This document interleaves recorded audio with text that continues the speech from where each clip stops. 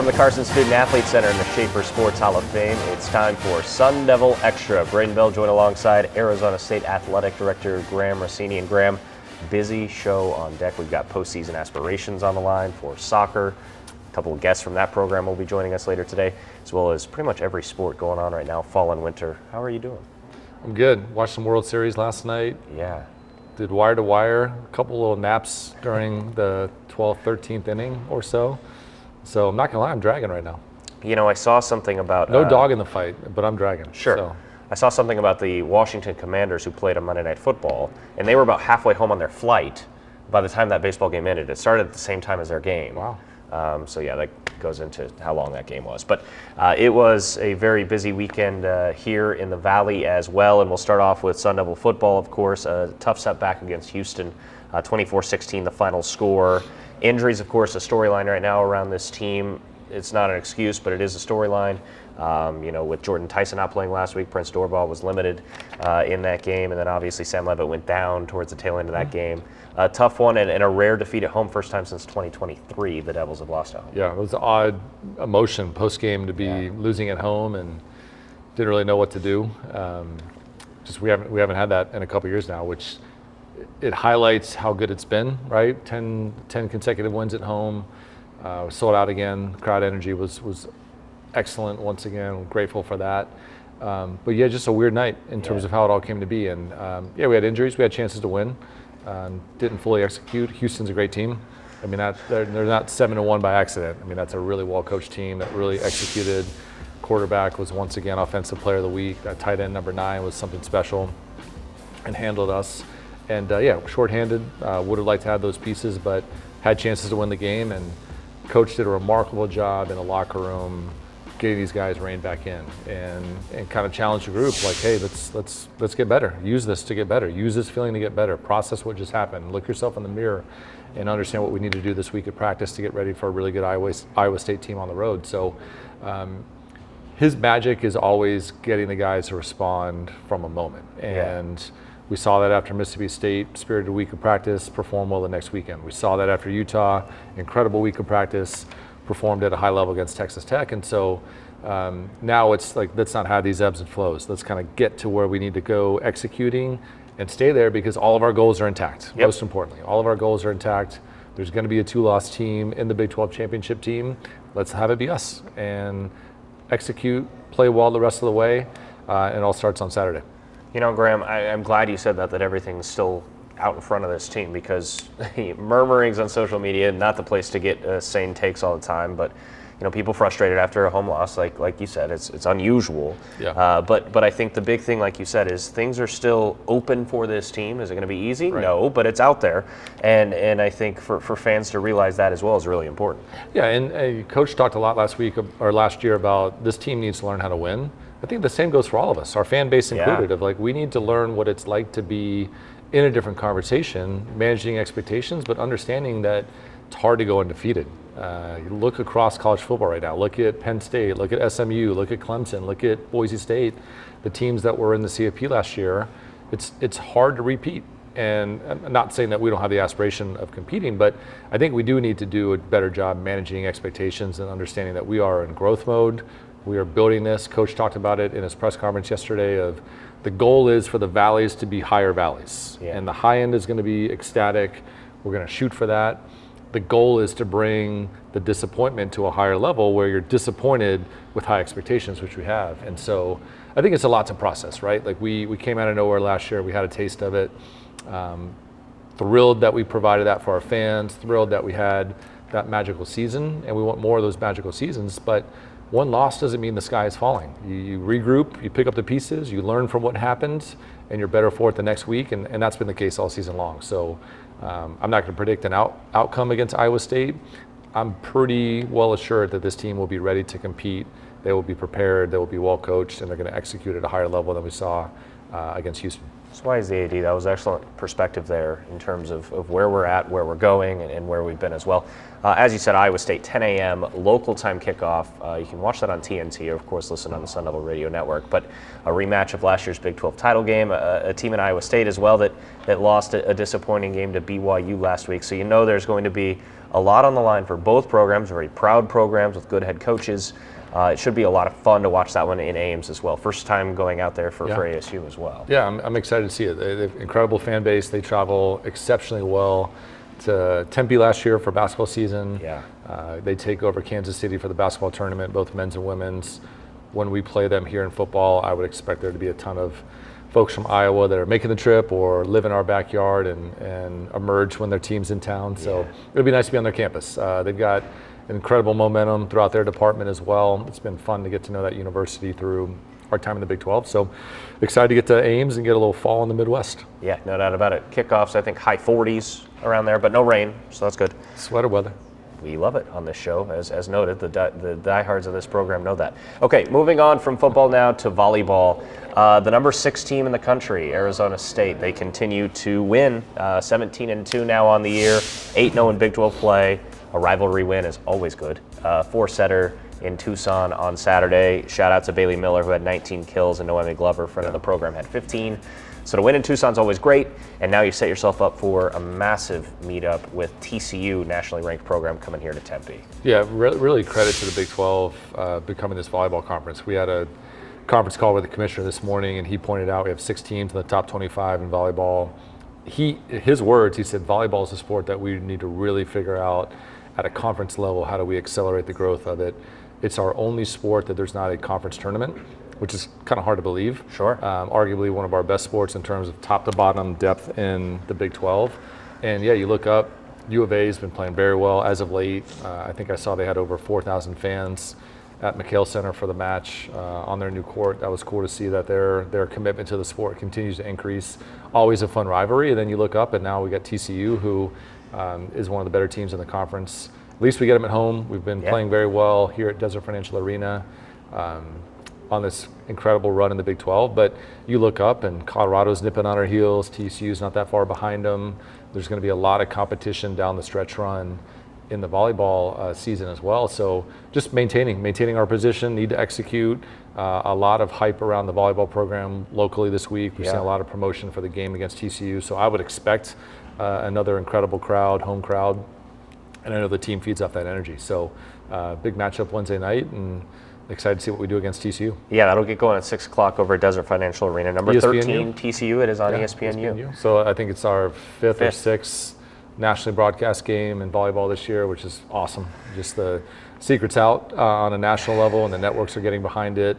That really helps fuel the growth of the sport. We've seen that in softball. We've seen that in women's basketball. We're now seeing that in volleyball. And so perfect time for us to be in that conversation. And we're preparing to put in a bid to host the NCAA tournament again. That's going to be really important to have home postseason, hopefully on campus. We feel good about our tournament chances. Now we want to go solidify our chances to host, and that definitely starts with a great showing against TCU this week. Yep, shooting for a 25th straight Big 12 win, by the way, and if the Sun Devils do host, it would be the second straight year, which would be rather remarkable as well. So definitely good luck to them. They'll hit the road again this weekend as well. Not that we're forgetting about that. Hockey back in play. We didn't mention the hockey program on the show last week because they were off, but now they're ready to get going with NCHC play. They open on the road against Miami, Ohio, Friday at 4, Saturday at 3, and I know their last road trip was not up to par. It wasn't necessarily what they wanted, but you get to wipe the slate clean. Yeah. You get to start conference play, and hopefully in a good way against Miami. Yeah, and we've played. I think that second game against Augustana was not a good one. We got beat, and Coach said we got beat. But other than that, the teams had flashes of what they're capable of. I think 17 first-year players on the roster, so very young, still coming together. When you get challenged out the gate with Penn State, and then you look up, and next weekend you got a tournament with Notre Dame. Schedule's been tough. Other really high-end programs. Not a really graceful way to grow into your time as a college hockey player. So nice that they've had 3 weekends now. Chance last week to get healthy, get fresh, kind of go back and prepare. And excited that we're starting this conference slate. I mean, what a fun conference to be a part of. Miami, a year later, is a different program than they were last year. I think 6-0 out the gate. they may not have had 6 wins all season last year. Really struggled. Definitely making an investment in that program. And if that's what the low end of the conference looked like last year, and they're 6-0 out the gate, rest assured we're in for another dogfight as we begin the slate. So it's a cool rink at Miami. So I know that's always a good setting for the guys to play in. And then looking forward to getting back home next week against Colorado College and back to the Mullet Magic. Oxford, Ohio, right? Oxford, yeah, beautiful campus. Beautiful campus. Our Alex Coyle and Tyler Paley will be there, of course, Sun Devil Radio Network, so tune in over the weekend. Like we said, they'll get going Friday at 4, Saturday at 3, and CHC play is here. From hockey, now to the pool, and we talked a lot about that meet up in the Bay Area over the weekend, and the men's team came out victorious. 2 top 10 opponents in Stanford and Cal. They beat them both, and the women tallied a season best times against some of the top swimmers in the country. So the men won 11 events in total. They have now won 2 straight tri-meets in this matchup, and they just continue to win, the number 3 team in the country. Yeah, I mean, Cal and Stanford, familiar foes, and nice to not be going neck and neck with them in the conference race the way that we did in the Pac-12. But I mean, really proud out the gate of what they did in Tucson, handling the Arizona schools, having a really good showing in the Bay Area.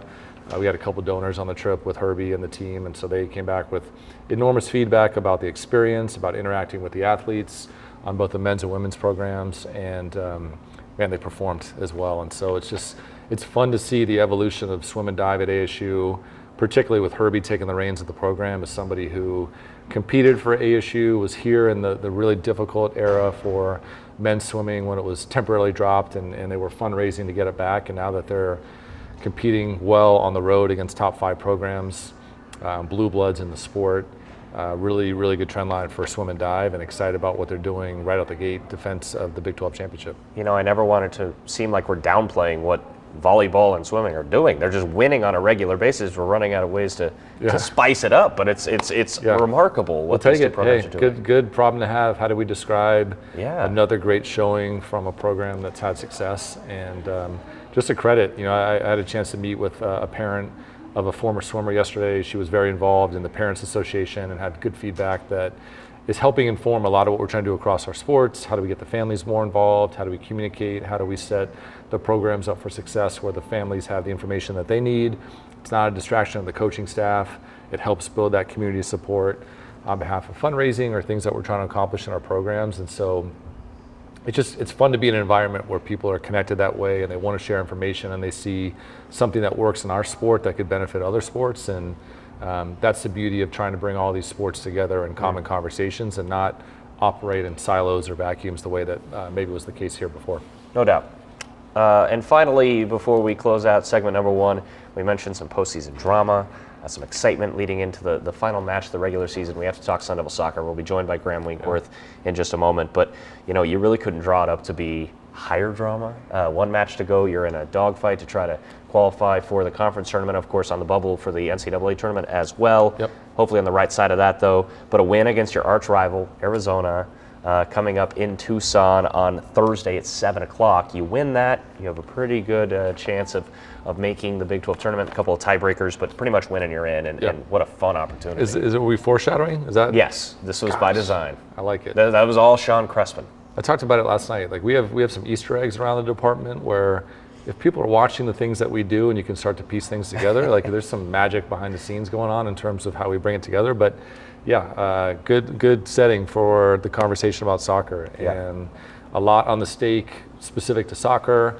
Obviously, wins against U of A are always valued for us. The Territorial Cup departmentally is always a goal of ours. So volleyball and swim have done their part out the gate. Soccer's on deck tomorrow, and a big one in Tucson. So I'm excited. Soccer's been a lot of fun to watch this year. Big 12 is a really good soccer conference. We've seen that. The strength of our non-conference schedule, we expect to carry us. We're sitting in a good spot RPI-wise. Even though we're a bubble team, a win tomorrow goes a long way, keeping us in the Big 12 tournament, keeping us in that NCAA conversation. So not that you need any extra motivation to play in those games, but I'm excited for Coach to share his thoughts here. And I'm going to ask Coach about this as well, but the attendance numbers, far and away program records. I'm talking blew it out of the water, a program that was set back in 2014. I've got the number here. They're averaging almost 1,400 fans per game on average. We are up 131% from last year. Wow. In soccer attendance. Our goal was to be up 20% year over year.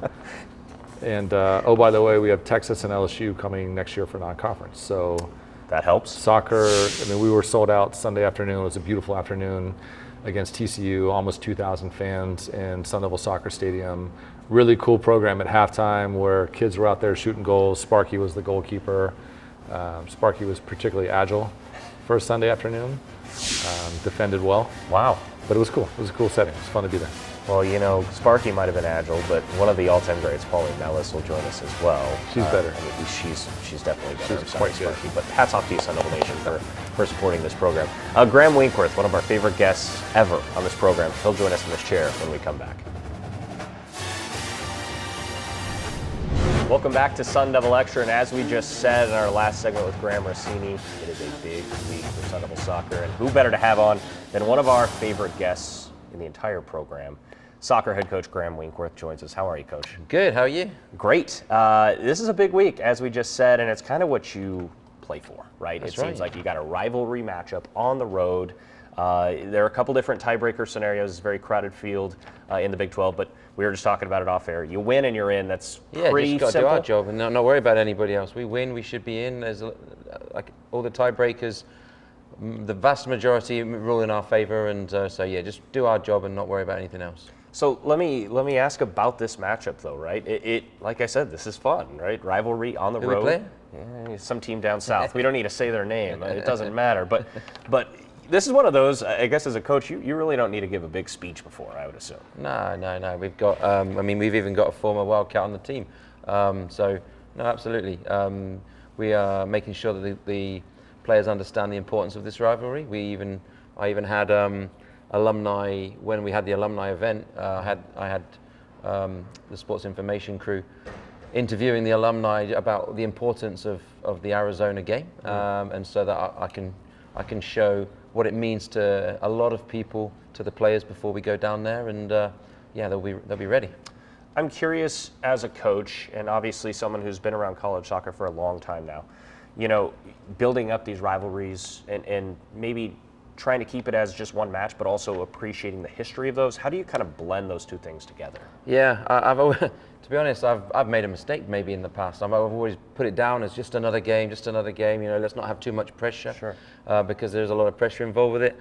But no, it's not just another game. Why pretend? It's not just another game. This is the U of A, and we're going down there to win. And we need to understand that we need to be up for it, and we need to outwork them.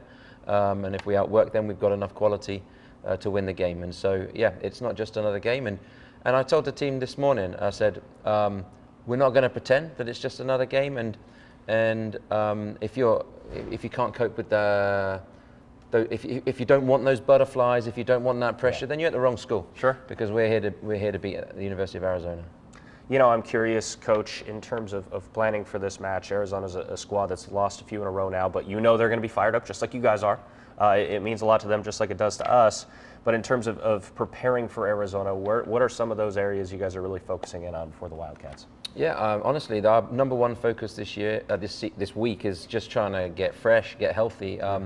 We've got a lot of injuries that have crippled us this season, and so we're just trying to keep the ones that are healthy for Thursday. So it's very light. The girls will understand the role. We'll do a lot of film. We'll talk a little bit tactically in the film room, getting out there, kick a ball around some, but it's really just a case of staying healthy and then throwing it all out there on Thursday night.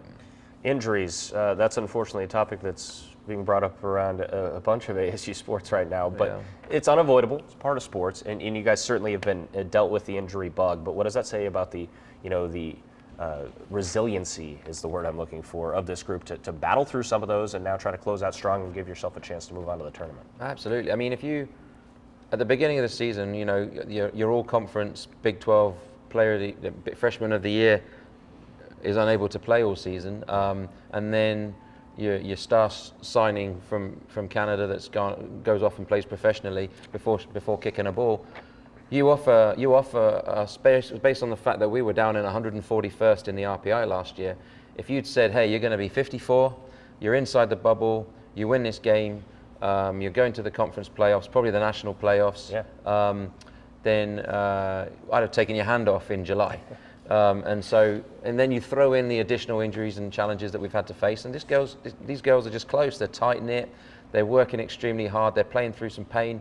And like I said, we'll get them as fresh as we can for Thursday night, and they'll leave everything out on that pitch down in Tucson. You guys have gotten really great attendance as well, because the community has clearly noticed exactly what you're saying as well. Record-breaking attendance, home schedule now being over with, we can officially say that. And over 1,400 fans per game on average broke the record that was set back in 2014.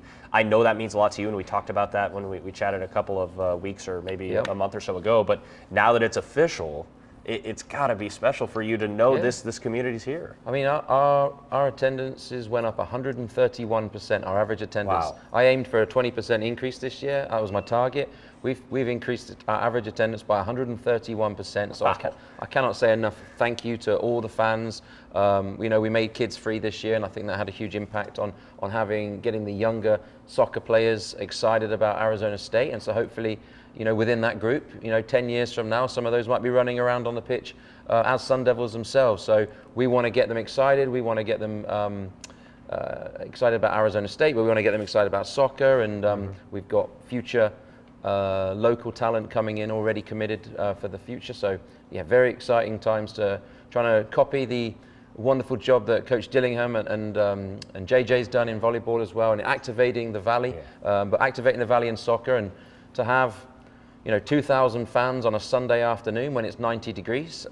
Brilliant, unbelievable. Thank you so much, everybody. It says everything you need to know, and I think, like you said, it's the team has also put on a fun enough performance as to where they want to come back. A couple more before we let you go, Coach. We're going to have Pauline Nelles on in just a moment, a new record holder.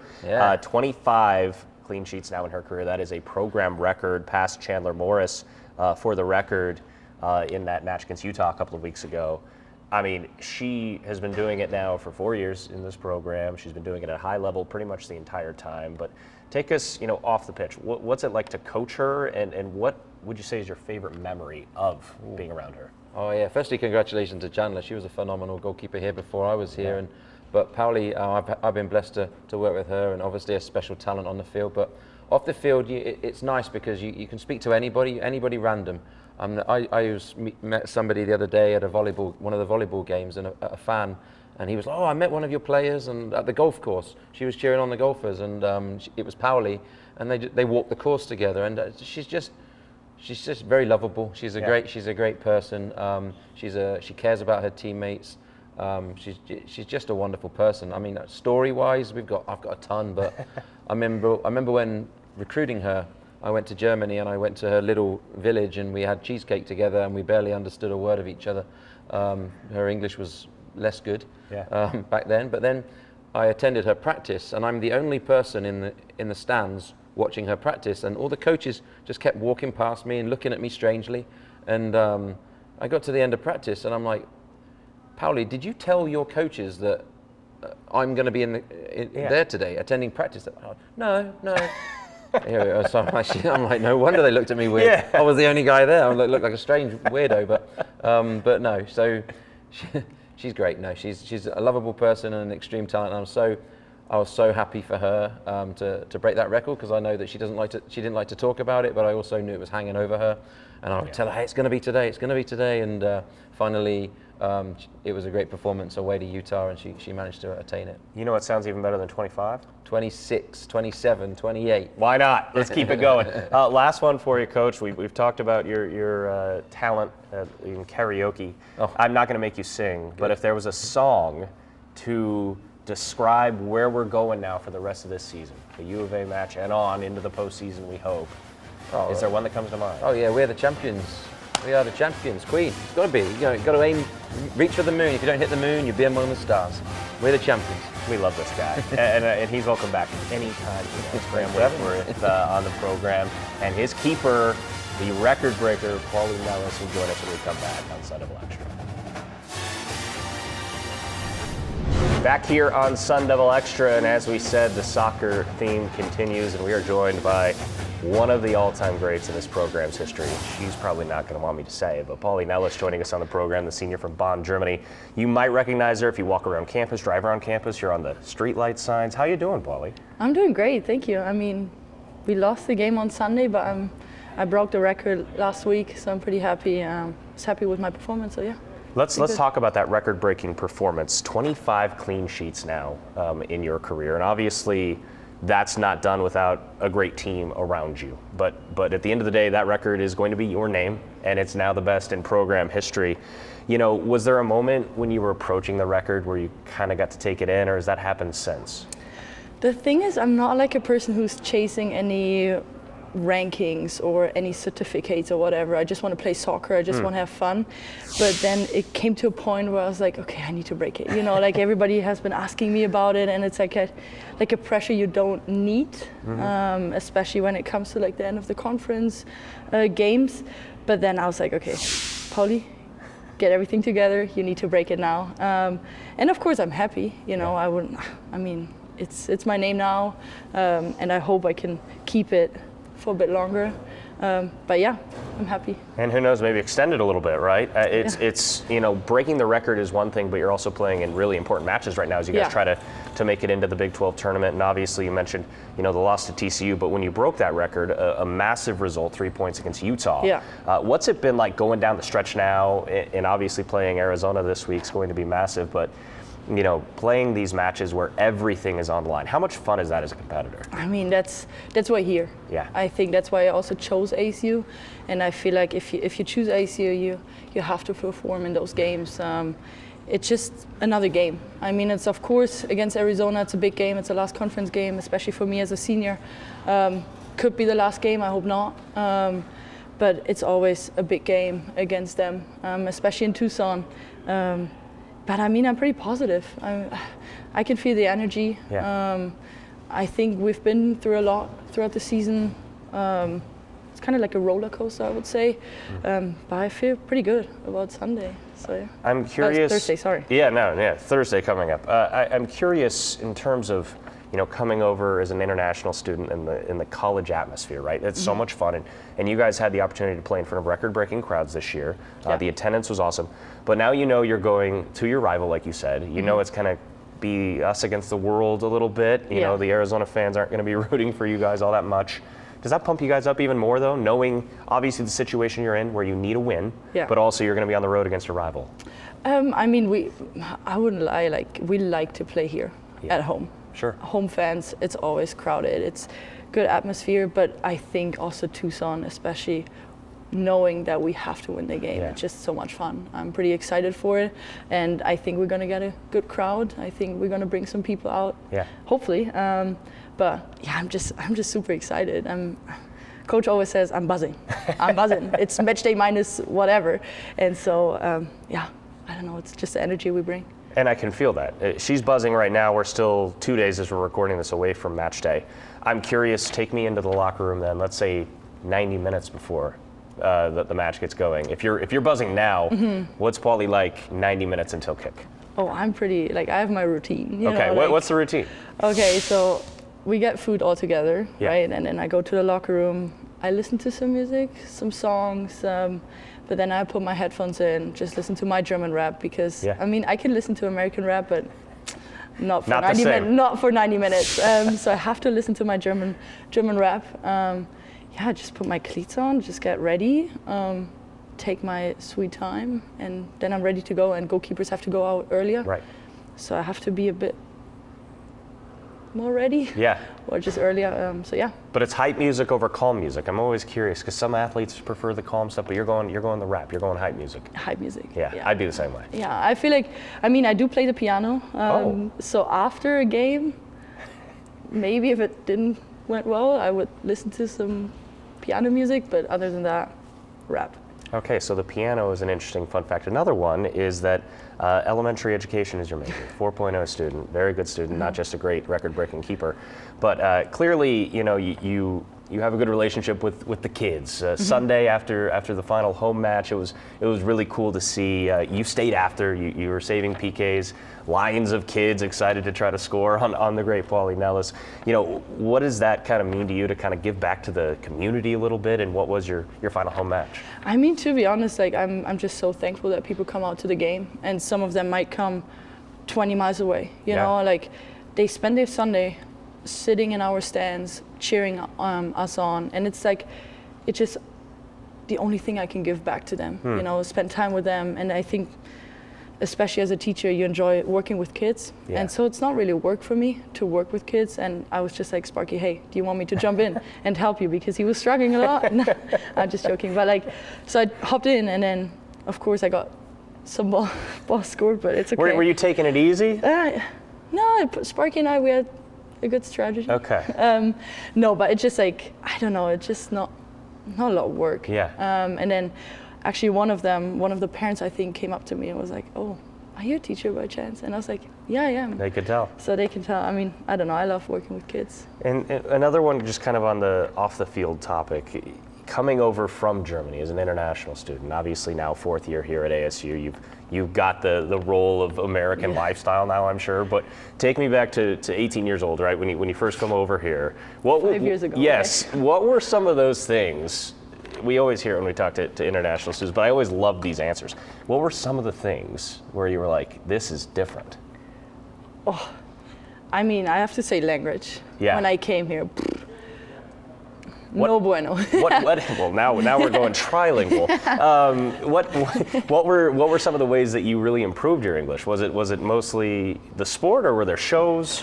I've heard about people saying like watching shows, Yeah. but I've never. No, that's too Okay. much. So I was just like talking a lot with my teammates because I feel like you have to. You know, because I'm also like a person, I want to get to know other people, pretty open-minded, just open in general. Yeah. But I remember one situation. I came back from the World Cup, and coach put me in with Eva van Dersen from the Netherlands. Yeah. And we were in a room talking for 6 hours straight. 6 hours straight. And then I asked her a question. I was like, "Oh, like, have you been to Paris?" But back in the days, my English wasn't great. Right. And I asked her, "Did you was in Paris?" So I think just that example gives you a good overview of how my English actually was. Yeah. And I'm pretty disappointed about my English teachers that they didn't tell me. Well, I would But say that's it, I guess. I would say now your English is phenomenal, as shown Take off it. in this interview. Last one you kind of just referred to it. Playing in the World Cup and being able to wear the national shield. I think that's every player's goal, right? Is to rep your country, and you've had the opportunity to do that for many years now. Take us through what that is like, because obviously playing in college, then obviously professionally is the goal, but to represent your country, it's got to be special. It's special. It means a lot. I would also say it was a roller coaster. I started when I was 14, I think. Played with Lena Oberdorf, Jule Brand, and all of them.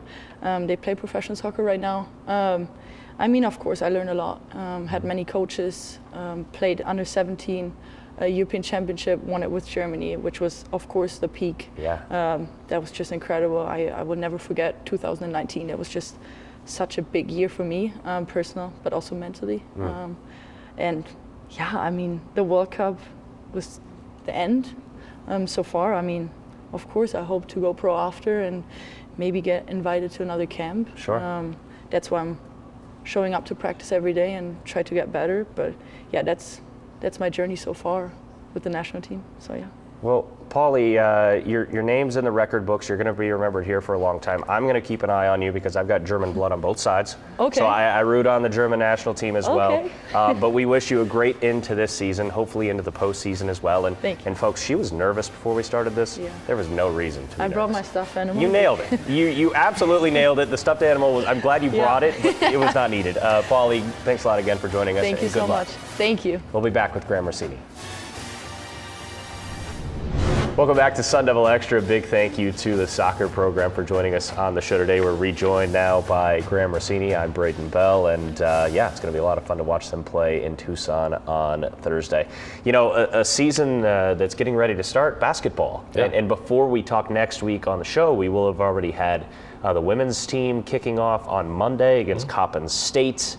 6:30 tip over at DFA, and then the men's team plays a week from, as we're filming right now, Tuesday, the 4th against Southern Utah. It's here, so might as well talk some hoops and get ready to go in Molly Miller's first year.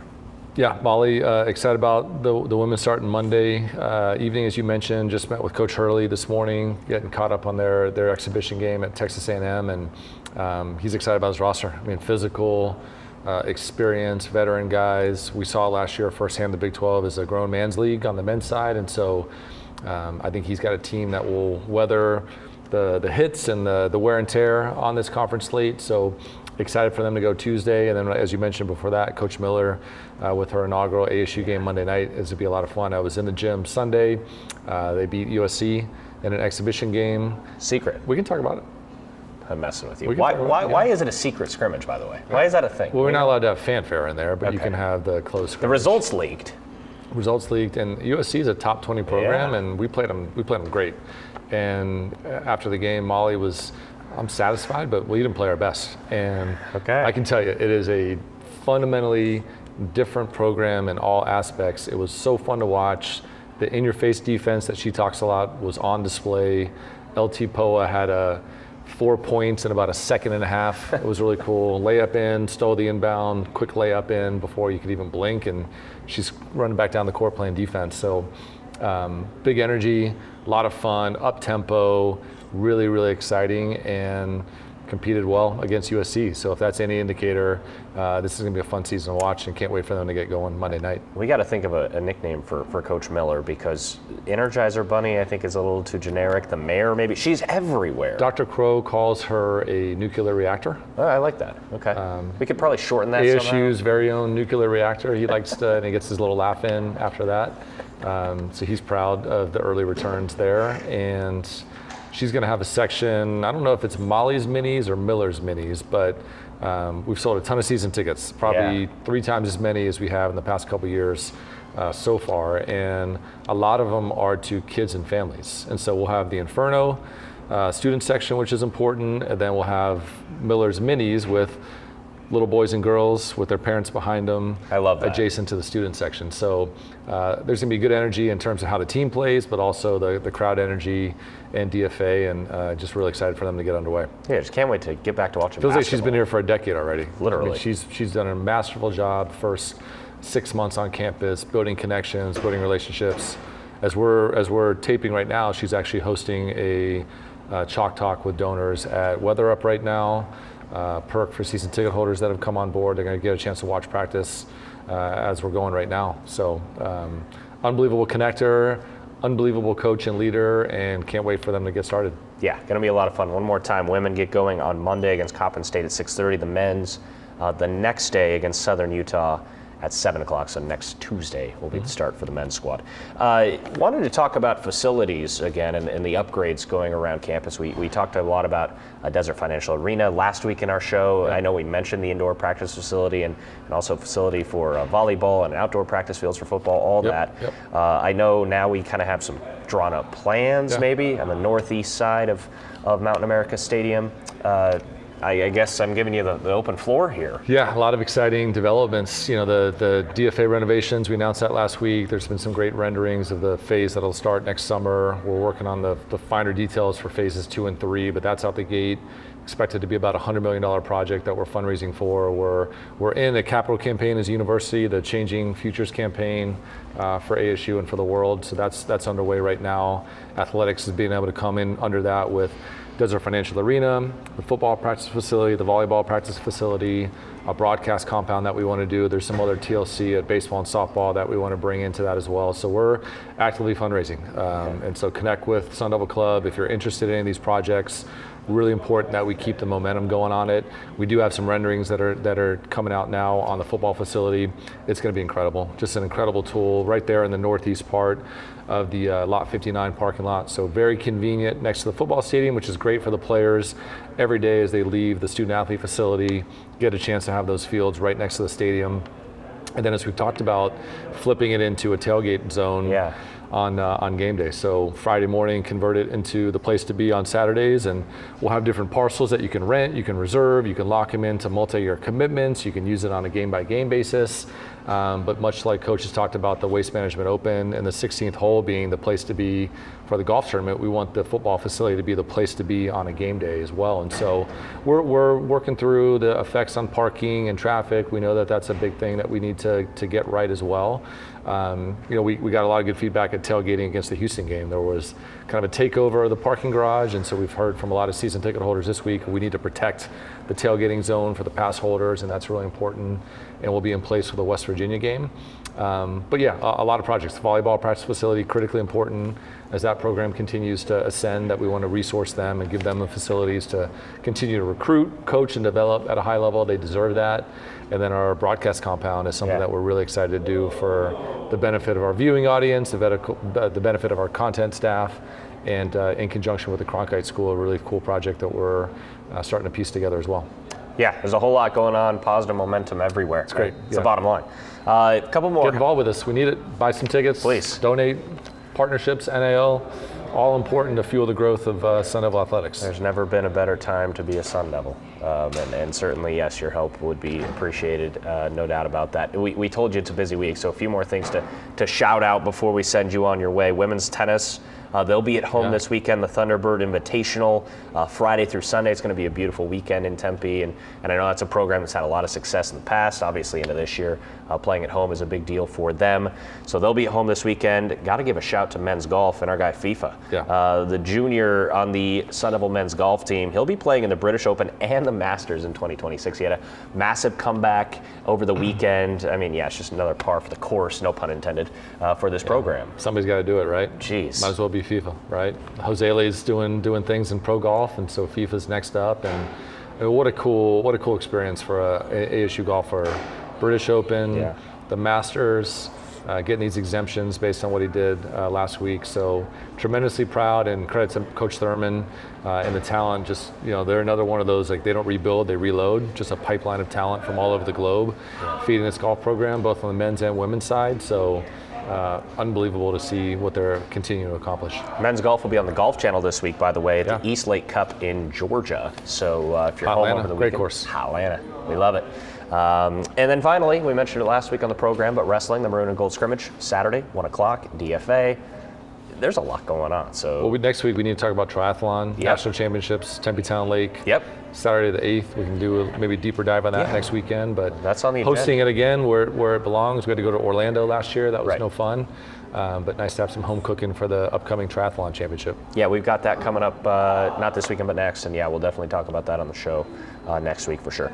Before we let you go, you know what's coming here. Sun Devil for Life of the Week. You got one this week? I got one. First off, thinking about Scat, obviously. Terrible injury in Philadelphia, but glad that he's in safe hands right now. It was cool to see his compliments for the city of Philadelphia and the response that he got both in the stadium and then at the hospital. Sounds like he's resting at home right now and recovering from that ankle injury. But as we knew he would, put his name on the map in the part of the season that he was able to compete in, made us very proud.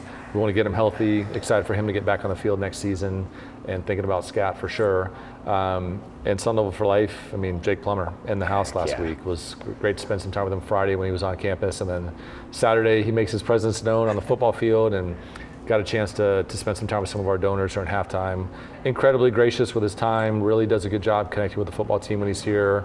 He's got a lot of great relationships on the roster now, and for them to have access to a guy like Jake Plummer is very cool. And the fact that our fans get to see him continue to plug in. He's coming to London next year.